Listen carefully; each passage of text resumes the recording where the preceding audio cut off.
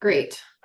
So today I'm here with Amy and just going to ask some questions. Amy was here in Bend, Oregon for a psilocybin journey about 3 weeks ago.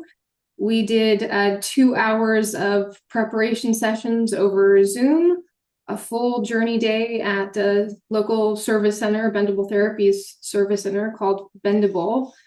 And then we finished off with 2 hours of integration support over Zoom. So welcome to the space, Amy, and thanks so much for sharing your beautiful energy and presence with us. Thank you. I'm glad to be here. Good. And so first question, what inspired you to do a licensed psilocybin journey? If you don't mind sharing a little bit about what called you to work with psilocybin and why now? Sure. Well, I had read some wonderful literature on the topic a few years back, and it really piqued my interest. And then, as you began your journey in this facilitation and work, I just became more and more interested in it, not only for myself, but just in general for others, as I also work in some healing areas for people, and thought, how could this perhaps help me continue on my healing and transformation journey in a different way than things like therapy or yoga or Reiki? And also, I felt that there might be some, how would you say, messages from the medicine on things that were at a level much deeper than my conscious or even subconscious, mind could understand, that would just help me continue to grow and live a very rich and peaceful and joyful life. I love that. And I know it might sound strange to some, but not to us, especially now. But I remember mentioning to you that the moment you agree to work with psilocybin starts working with you, right? Did you Yeah, notice any of those signs? Even before our first prep session, I think you might have noticed how some of these things were coming up, kind of gentle nudges or whispers in a certain direction, right? Guiding you towards some of these things too that you wanted to focus on for your journey. absolutely. So many years ago, probably 40 years ago, I had had a recreational experience with psilocybin or with mushrooms, and it wasn't really positive. And so I had a little bit of anxiety about this, even though I know from many case studies and people I've heard from in this very thoughtful environment and well trained facilitation, it's usually completely different. I still had a little bit of anxiety that I might, have a bad trip or whatever you want to call it. And so early on, I started getting messages, really kind of just, they just came in not to worry about that, to just trust in the process. And so my anxiety just kind of went away, which was interesting and good. And then I started to do the process of writing the letters to the mushrooms. Would you like me to share about the dream I had? Oh, whatever you're willing to share, I would love to share that. So the night after I wrote the letter to the mushrooms, and I had written about a variety of things. One was, really to kind of continue to not take on other people's burdens and to live a more joyful life in the present moment, not to be overly responsible, to forgive any people that I was holding on to, areas, where I needed to, etc. And in the dream, the first dream that I had, I was woken. It was kind of like first thing in the morning where you're half conscious, half asleep still. And I saw myself standing in like a white room that looked like a laboratory. And above me was a conveyor belt. And it had all these Christmas boxes that were wrapped beautifully. And each one had a different name, like joy, peace. And then some said hurt, anger, grief. And the message from the mushroom says, don't pick up other people's burdens, only carry your own, you know, things, to focus on joy and peace. And I thought that was really interesting because it was just a beautiful visual of what was yet to come when I went through this experience, but also some of the deep learnings that I would lean into and focus on as I went through the journey. And it also was a little bit of humor too mixed in there to lighten things up and to laugh a little. So you could go into it and say, wow, I'm really excited about what this might bring and recognize areas for your own development.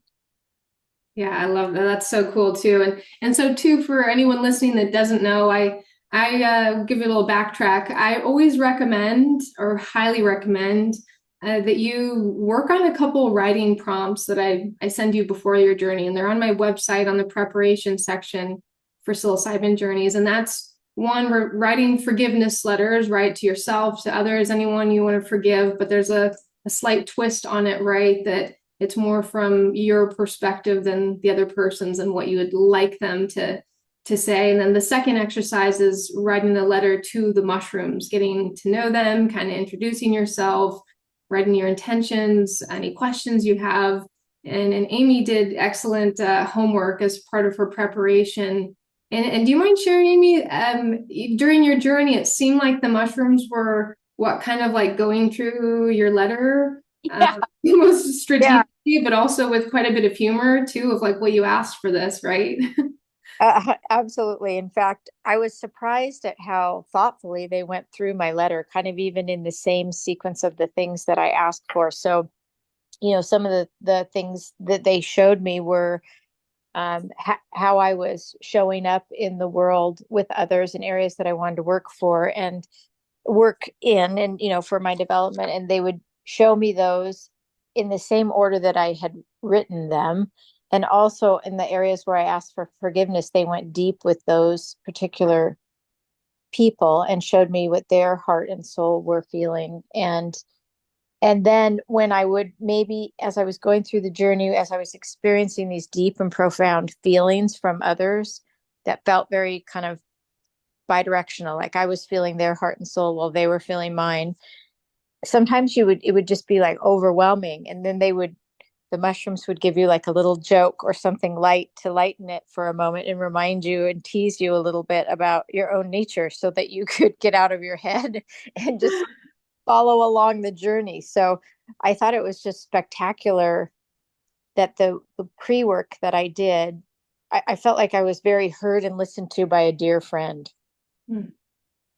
Good. And so you felt well prepared before your journey. You felt like the prep sessions were sufficient in helping you kind of get comfortable and feel confident with the process.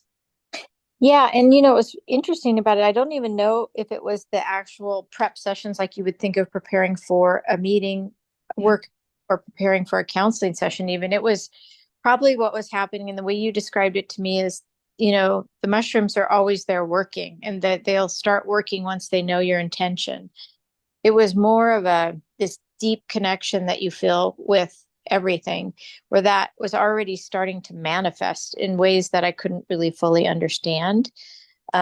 So it's not the way you think of it, like, oh, well, I prepared my homework so I did get on a test. It's more like, wow, I put myself out there to be open to this experience that I really couldn't understand until I did it. And the work began right away. And it was sort of like a comforting, sweet process of being held and cared for before I even got to see Cate on the day of the journey.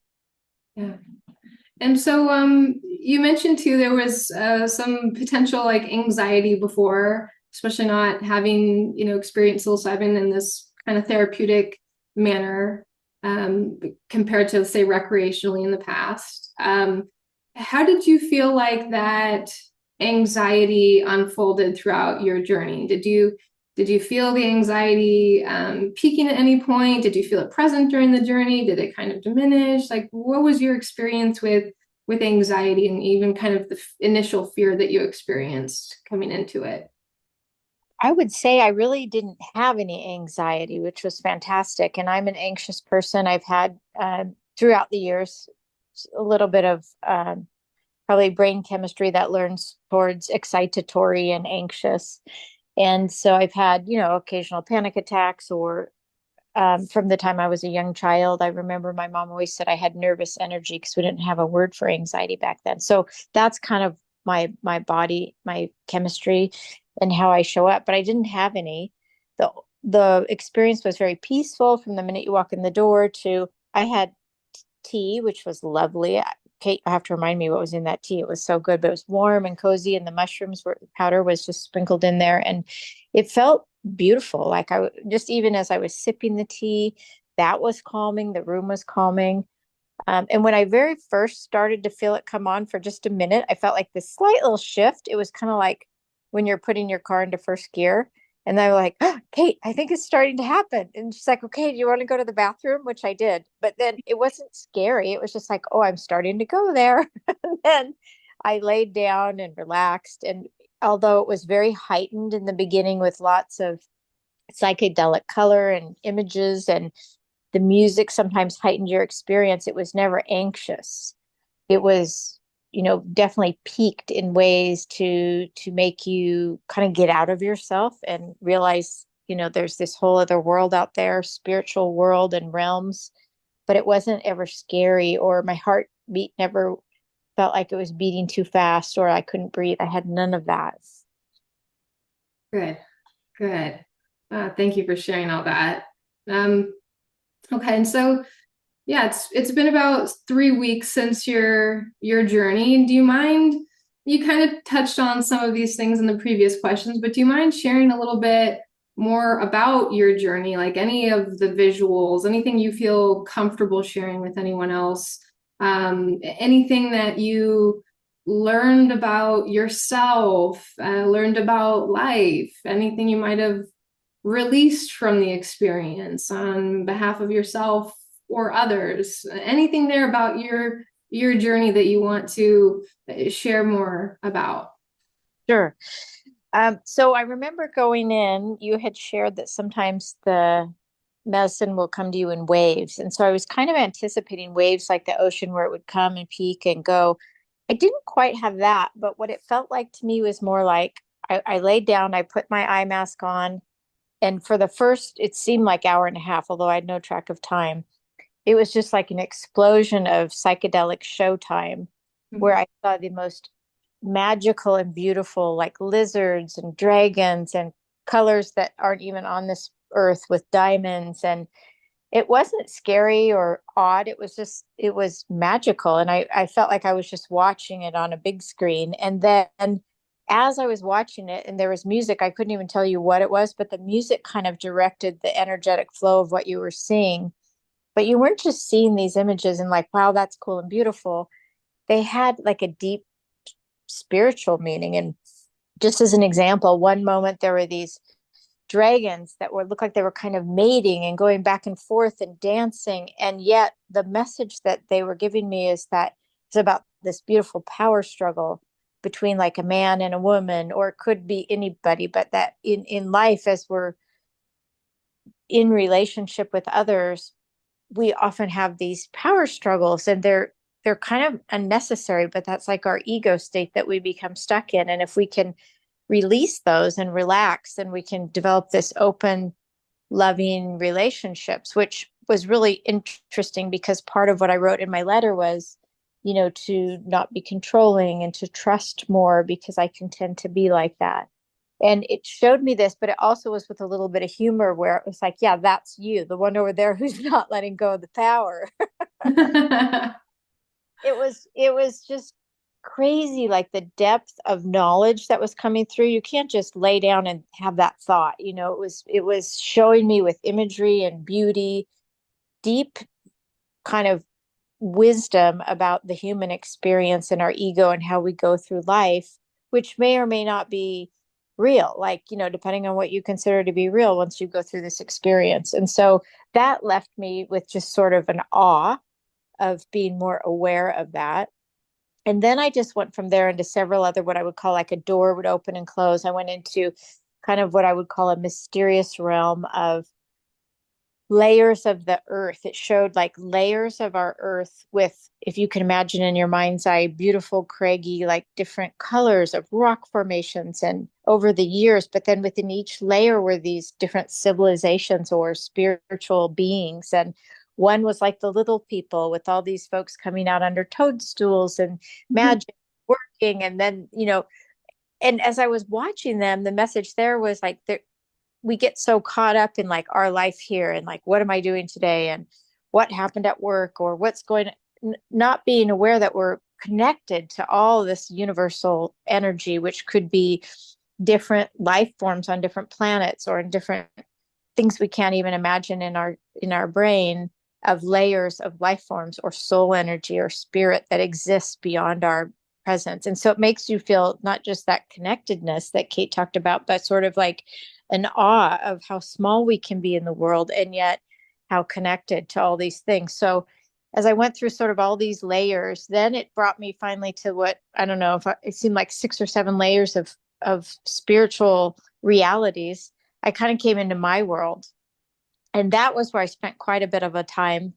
Although I wasn't here in Bend, Oregon. I was in this beautiful oasis of what looked like, I don't know, Western, old, wild Western country. And I was, riding through on a horse, and I was a regal queen on a horse with, again, everything still very bright and colorful on my clothing, bejeweled, and leathers were deep, rich, and suedes were caramel brown. And then that's when I felt this warm, like kind of caramel, gooey, loving energy of other beings around me. And not all the people, but hundreds of people in my life came forward to kind of share their loving experience with me and what that felt like. And a few prominent people were right by my side. One of them was one of my longtime best friends and also ex-partner, who's now a friend again, but has been an instrumental person in my life, was by my side riding along on a horse. And again, he's in like this gorgeous, like the colors are outrageous, beautiful brown leathers and light suedes. And the message he was sharing was how he had a contract to come in with me to protect me in this lifetime. And then the humor came in again. It'd be like, but sometimes it's really hard because you don't take care of you. But he was just going along with me the whole way. And he is kind of a quiet person who doesn't demand really attention or anything, but he was just quietly there, always letting me know that he was there to protect me and in my life, and that we had this soul contract. Then on my other side was my son, who was on a horse as well, riding along beside me with these beautiful light suede colors, and his blonde hair was kind of flowing in the wind. And he was saying, the same thing. I'm here to protect you, Mom. He came in later when I no longer had, at least the way he was sharing his soul, when I no longer had a man in my life. He felt the need as a young man to step up and protect me. And he was stepping along beside me, again, very gently. And so the message of these two male energies was what I would imagine divine masculine to really be, not the way our society thinks of, macho and tough and, all American, don't show your feelings and don't cry. It was the opposite of like these deeply loving souls that were loyal protectors of the queen and would lay down their sword and die for you. That kind of love and loyalty and sweetness, a very beautiful divine masculine energy that I was flanked with on either side of as I went through my life. And then I had other people that were close to me. Cate was one of them, also my sister, who represented like little birds or angels that were light energy, but flying near me and around me. But again, not interfering with my life path. So these people that I love and care so much for were there with me, but there was like a sacred contract not to get in the way of my life path, but to witness it with me, if you will. And then I had many people come up. My ex-husband came in as like a horse, a knight on a horse, again, all bejeweled with bright blue and ruby colors. And he came in really hot and heavy trying to protect me, but he blew up and burnt and exploded on the earth, which kind of was a representation of our marriage. But what was so sad, and I really cried hard, was that I could feel his energy and his sort of remorse and grief over not being able to be there. And the message I had from that was, he was so sorry that he wasn't able to hold my energy in our relationship. And then from there were just sisters and cousins and nephews and nieces and friends. One of my really good friends who I'm so close to, we couldn't be any closer. She has kind of a spicy personality. She showed up with her hands on her hips and said, "What about me?" they do. And so then she, kind of shared. But as I say they were sharing, it wasn't like the words were actually being uttered. You just heard their and felt their truth. Like it was a wisdom being channeled right into your heart and your mind. Mhm. And so that went on for a series of things. And in the period of time, then I started crying really heavily because I could just feel their grief and pain and sort of aware of the misunderstandings you some have in these relationships where you can hold on to a resentment or you feel hurt or you felt like betrayed.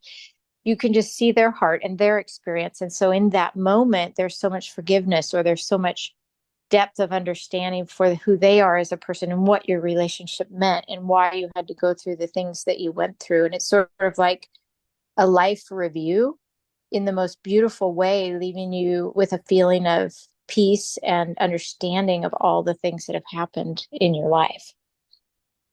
Yeah. Wow. It does sound like the mushrooms got to work, right? And they were going through your letter and your list, your intentions, and then quite a few, like this full review with each person and relationship too. Did you feel like you were able to release emotions during this journey? Like, did you feel a bit lighter afterwards? How were your kind of feelings throughout? Did you feel safe and supported throughout? Were there any moments where it felt overwhelming or scary? Like anything for anyone listening that's never done this before about kind of what went through, in your experience? Yeah, I released the toward the latter part of the journey, I released a lot of emotions. In fact, I sobbed like a baby and had so much snot coming out of my nose that Cate had to go through like two Kleenex boxes. But which is not normal for me. I tend to I feel stuff, but I don't usually let it out in that manner. I usually feel things much later after an experience and kind of hold them in and then slowly let them out. So it was very much a release of, I would say, grief is probably one of the strongest words, holding on to hurts for a long time, letting them go. And also I could feel all the other people that came to see me. I could feel their grief and pain. And sometimes those were the hardest. For example, my mother-in-law, who had recently lost her husband, my ex-mother-in-law, who I'm really close to, showed me the grief she was going through. And I could just feel it in my body. And I I had to purge it out of my body, but the medicine wanted me to know how she was feeling. And I had that with many people. Um, Yeah, it seemed like you were most also from when I checked in with you, like teaching other people how to deal with their grief in order for you to also kind of release it, not just, from yourself, but on behalf of them as well. Like kind of not just taking everyone's grief on, but also like, hey, here's how to do it. Is that correct? yeah, I really and the messages also came in that I had a life uh, path here where I had agreed to be a teacher and a kind of a counselor for men and women, but also to teach. I spent my life in corporate America in a high-powered executive role, and to teach the young men and women how to lead more with what I would consider like the divine feminine. So with collaboration and loving kindness and care. And when you're in corporate, when only people care about earnings per share, it's usually not like that. So part of it was this message that went through weave through everything is that I've been brought in to be a teacher to help and guide and lift other people up, and in so doing, um, I can carry their burdens with me, like that dream I had the night after I wrote the letter showed.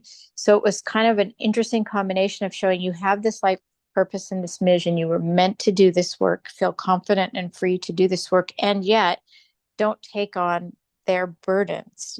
Understand how to feel and be compassionate and relate and be connected to that person in that moment, and then what's theirs is theirs and what's yours is yours, and then you go on. So that was really clear and super important for me, although I knew it intellectually. To get that at a soul level is completely life changing and has really changed the way I look at my life and my relationships every day since the journey. That's beautiful. I love that. And if you were to describe your journey in a word or a phrase, what might that be? I think I said this after, but it's sort of a deep reverence for life. Yeah. Uh, we can go through this life doing, I do at least, I shouldn't say about others. I'm very much a human doing instead of a human being, busy, work, raising kids, full social life, all the volunteer in the community, etc. Sometimes I'm not, I mean, I have the capacity to be a very deep empath and yet I can also flip a switch and go into doing mode. And it was just showing that we should, like, when we just look outside at nature and see the beauty of the landscape, rivers, trees, or the beauty of a human being standing in front of us telling us their story, or whatever it is, just to have this deep reverence for love, life, loyalty, like to see the beauty and mostly in our relationships and not get caught up in sort of stories that play in our head about maybe why they hurt us or how we hurt them or how did I have I used to say, how come I've never had a deep, long lasting romantic relationship? And after this experience, they showed me the ones that I've had and the beauty of them and what they meant. And some people might not ever have those beauties. And I just felt really profound peace around not having to have my journey a certain way and to just have reverence for life, relationships, and the deep connection that we actually all have. Good. Good. The interconnectedness. And Yeah. And also, I will bring up, I usually encourage clients to bring in memorabilia, items like crystals or photos. Do you want to share any of the items that you brought into the journey space and if those were helpful to have there kind of on our altar table as you journey? I will mention the feather too that you brought, but do you mind sharing any of those items just for people that are on the fence about whether or not they should bring anything into their journey space and how those might have helped your experience? Absolutely. So I'm holding the feather right now as I'm talking to you with crystals on my desk. But I brought in some of my favorite crystals, not all of them because I have many, but a couple large ones and some smaller ones, and just put them around the area where I was lying down.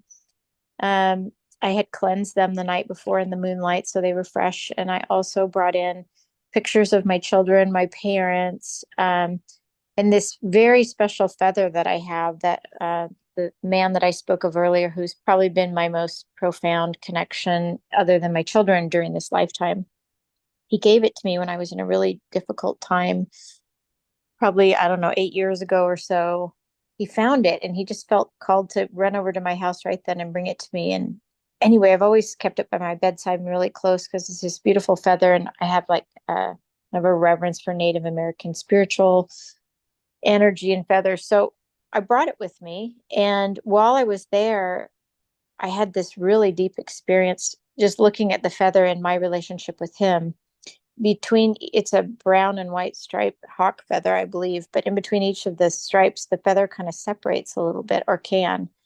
And as I was going through these feelings of my relationship with him and the love and the grief and the hurt and the joy and all the things, at each separation of the feather where it wasn't joined together, I remember just like taking my thumb and pointer finger and like smoothing the feather. And as I was doing that, it was like I was healing each of those fragments where we hurt each other or we had broken our bond. And again, it felt bidirectional. Like I felt like he was feeling it and I was repairing that love bond. Not that we're getting back together or anything like that, but the pain and suffering that we went through was like the knowledge was being shared between the two of us as I was holding that feather and healing it. And then when I came out of that, I remember looking at it and remembering he actually had that same feather tattooed on his forearm. Oh, that's so cool. Feather's kind of a bond of ours, but that was just one example. And it sort of was a way of grounding me because you're going through such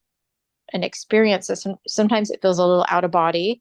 And then as it goes, well, you do feel that for sure in the beginning, but as you go through it and you're starting to get more alert of your surroundings around you, it was a very grounding experience for me to have something from home that I treasure to touch and to kind of bring me back into my world. And then also have that sweet energy of someone I love close to me there in that moment. So that's just one. Also, I remember glancing over at the pictures of my children, very beautiful, my parents.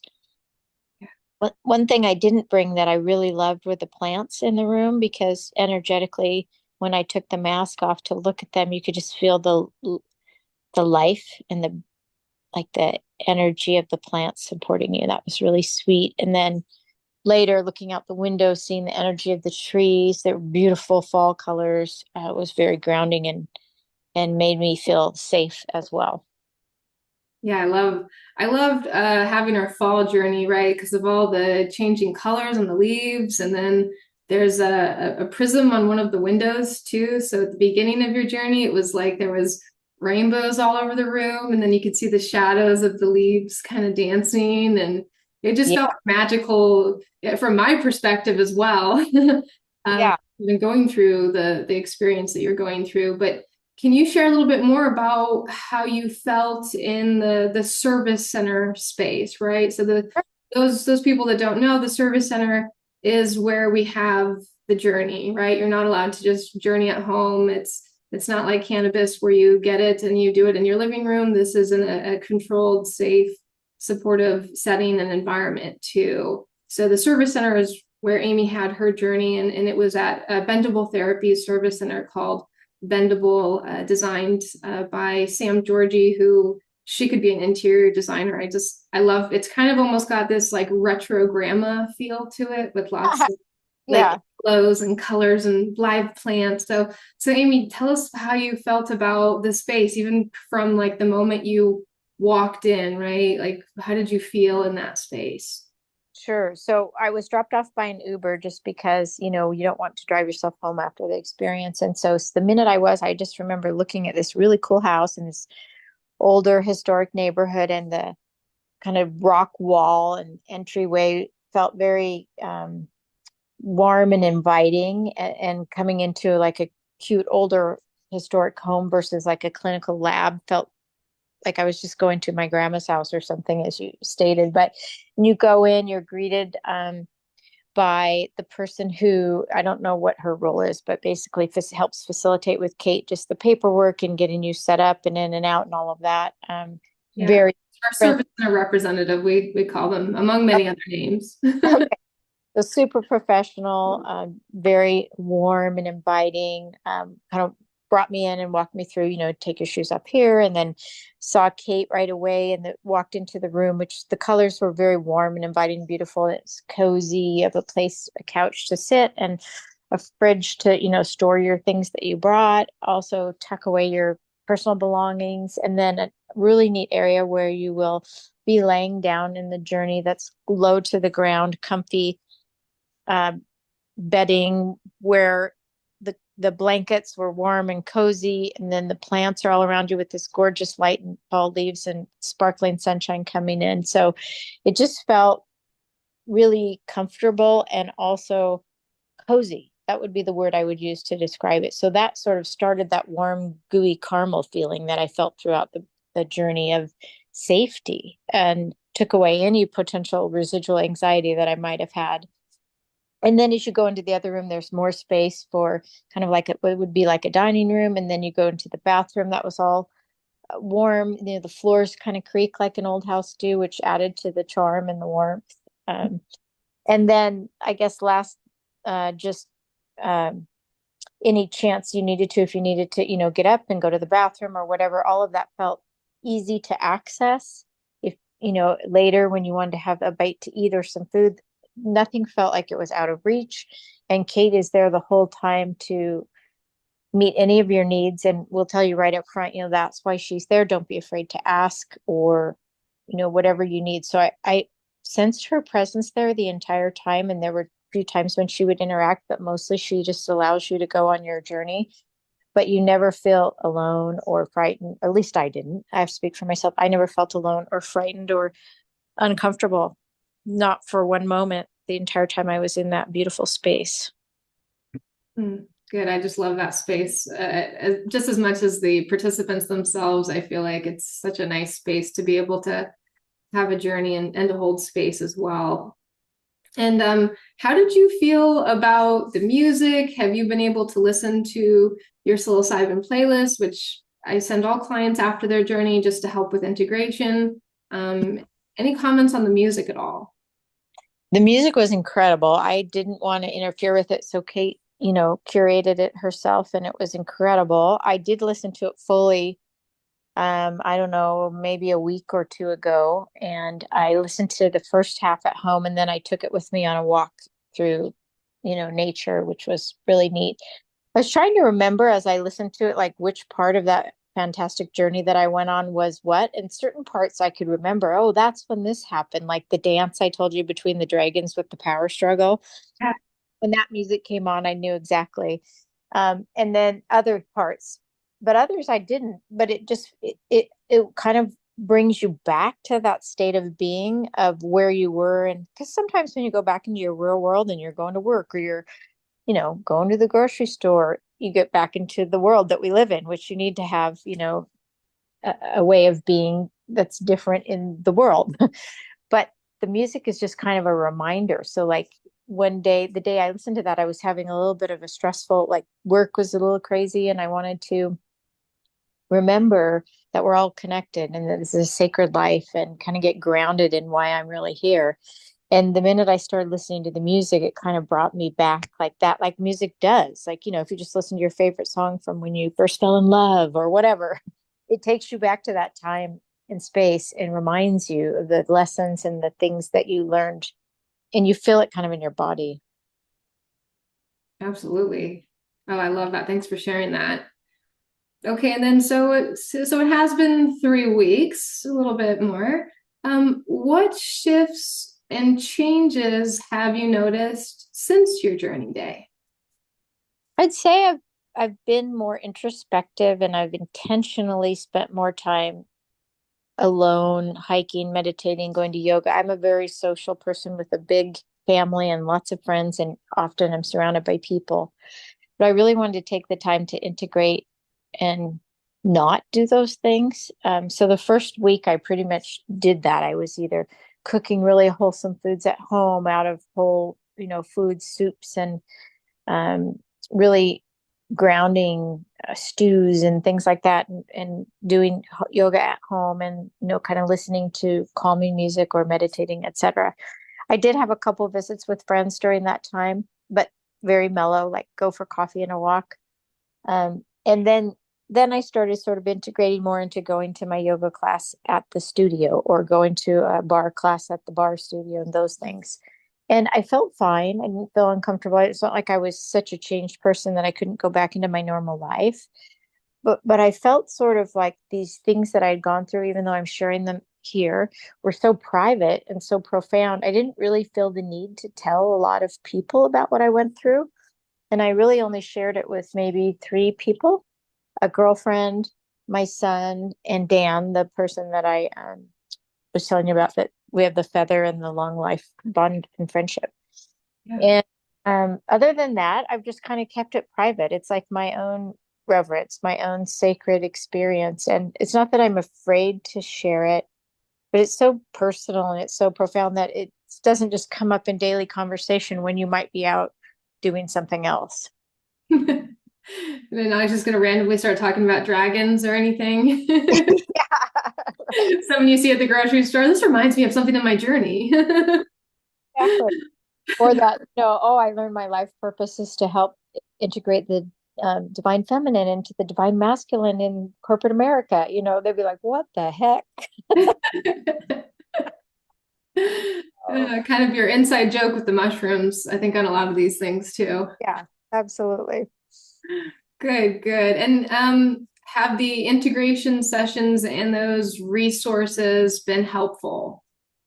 Yeah, in fact, I'm kind of a geek. So after I started reading a lot of the things that Cate sent, I also just started listening to some Huberman podcasts and different things on psilocybin, the health benefits, the changes in your neuroplasticity and like your tendrils and all of this stuff, because I'm getting older and I want to make sure that my brain and my cognitive capabilities are strong and I'm continuing to grow new synapses and all these things. So I geeked out on a lot of that, which was really neat and cool.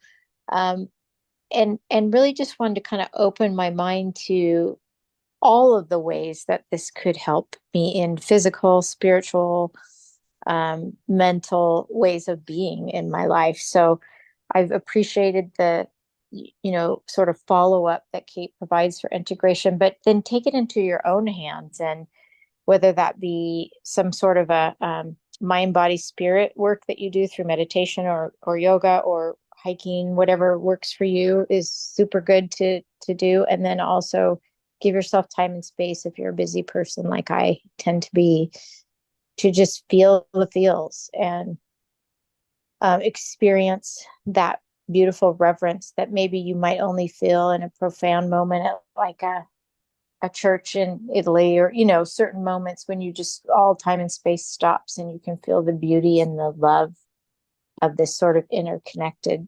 world that we live in. Take time so you can remember that, and then you can come back to it when you need it. Beautiful. I love that. And you're kind of on a roll here. Is there anything you would advise someone who has never had this type of experience before? Anything that you have to suggest or say, this really helped? What would your advice be to someone potentially considering this that's on the fence too? Sure. Well, I think like everything in life, you get really clear with your intentions before you go in, because intentions are thought forms that are vibrational energy that I believe the medicine will connect with, or other forms of healing can connect with that intention. So take time up front to, in a quiet space, to really think about what your intention is. What do you want from the journey? You could be as broad or as specific as you want in that. Then journal about it, write the letters, and give yourself, I guess, space and time to let those little changes start happening before you show up for your journey. And if they haven't, don't stress, but maybe they're happening and you're just not even aware. And then I think when you're there, just don't try to control things. Like Cate's great at selecting the music. Let her do that. There's a reason and a kind of a smart process for how they lay that out as you go through the journey. And bring in some things that make you feel safe about home, but just trust, be open to what's meant to be, and know that you're really safe with Cate, and she's so well trained and so easy to be with. If you don't know her, that'll be a bright spot in the entire journey, just her calm, peace, and tender, caring nature. So I would just say, be open, don't try to control things, be true to your intention before you go in, and then afterwards give yourself time and space to integrate that into your life. Good. I love that. And one final question. Would you ever have another therapeutic psilocybin journey again? I would. I'm not opposed to it at all. I don't feel the need to do it right away, because I've done a lot of work in other ways, and then this was sort of like the capstone of really helping me see things that I was leaning into already. I did not come into this with a great deal of trauma or experiences that were specific to like really hard, how would I say, things to grapple with as you're going through this. Mine were more sort of, how do you, they were relationships, how do you love better? How do you show up better? And so that all came in really clear and well, and helped with some forgiveness and some resentments and those sorts of things. I don't know. It's a tough question, Cate. Well, it's good that it's non-addictive. You don't feel the need to do it next week or anything like that, right? It's like you've kind of got Oh, your homework, your soul work to work on and integrate yeah, after this yeah. journey. And I guess my final question, if I'll just sneak in one more, do you feel like this journey has helped you enjoy your life more?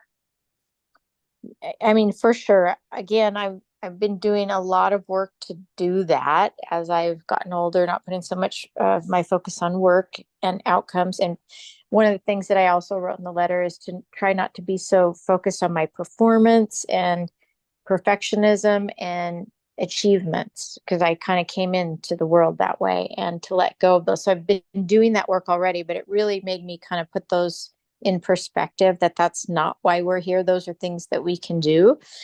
And by all means, sometimes be proud of those things. But the real reason that we're here is for these relationships, these connections, love, all the things that you may hear, whatever your spiritual belief is.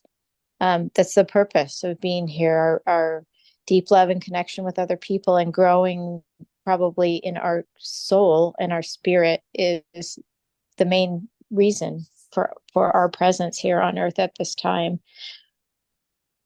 Yeah, and I love this too because, I think of psilocybin as like we've talked about, a teacher and a tool, right? Like, Mm-hmm. if you show up and do the work, psilocybin will work with you, right? But kind of like you're also saying, psilocybin's not going to do the work for you, right? Yeah. Like, you still need to be doing these other things and taking care of yourself and being proactive and mindful. But if you use this teacher and this tool in this way, it can really benefit you in a lot of different areas. Yes. And one thing I would say is, prior to this, I've done some work with people that have experienced trauma, either in, through a lifetime of addiction and or abuse from family members, things like that. And as I've worked with them and thought about some of the things they shared with me, I could only imagine how this experience could help them. Or even if you've gone through, a terrible divorce recently or lost a child. I mean, I can only imagine those sorts of traumas. This journey might really help you in a way that you'd never even imagine, because it gets us out of our kind of our head space and into our profound heart space of why we're here, what's our sort of purpose, if you will, which we often all struggle with, and how do we live out in that divinity with others. So I think that higher spiritual realm, or that soulful space, is very healing if you've had any kind of past trauma. Thank you. Thank you for sharing that. Thank you for sharing everything from your journey, preparation to integration. Really appreciate you not only doing your inner work, but also sharing your experience throughout the process, Amy. Anything else that you'd like to share before we end our call today? I would just say, if you're having any apprehension about doing this, and you feel that you might be anxious, I had that too, and I wasn't. So just trust. And I think most people would have the most wonderful experience as I did if you just go in with following Cate's guidance, and then trust. Everything would unfold as it's meant to for you in that moment. Thank you. Thank you, Amy, and much, much love to you. I look forward to connecting with you again soon, and I really appreciate you being here. You as well, Cate. Thank you. Okay, well, take care. Mwah. Mwah.